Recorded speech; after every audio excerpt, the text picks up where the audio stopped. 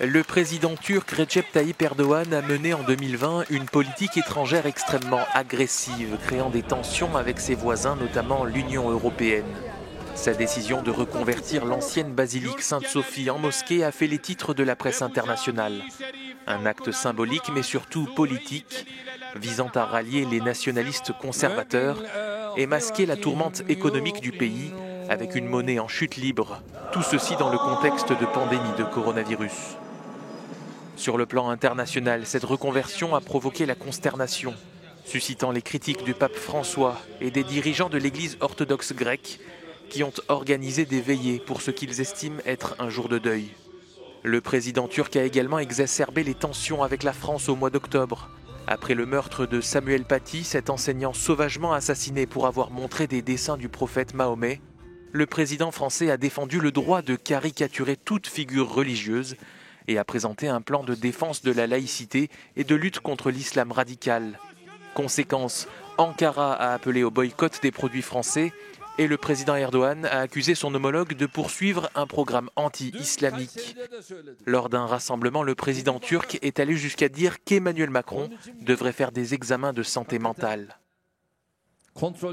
Et cet antagonisme franco-turc va bien au-delà des questions de religion. Emmanuel Macron s'est opposé à maintes reprises aux ambitions expansionnistes d'Erdogan. La France et la Turquie sont à couteau tiré dans le conflit entre l'Arménie et l'Azerbaïdjan dans le Haut-Karabakh, mais également à propos de la Syrie, de la Libye et des droits maritimes en Méditerranée orientale. La tension est montée d'un cran lorsque la Turquie a envoyé un navire de recherche sismique dans une zone contestée pour rechercher des gisements de pétrole et de gaz.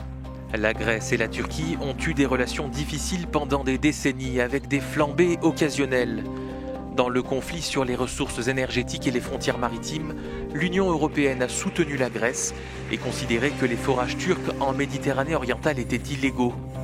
Ankara conteste, affirmant travailler dans sa propre zone économique exclusive.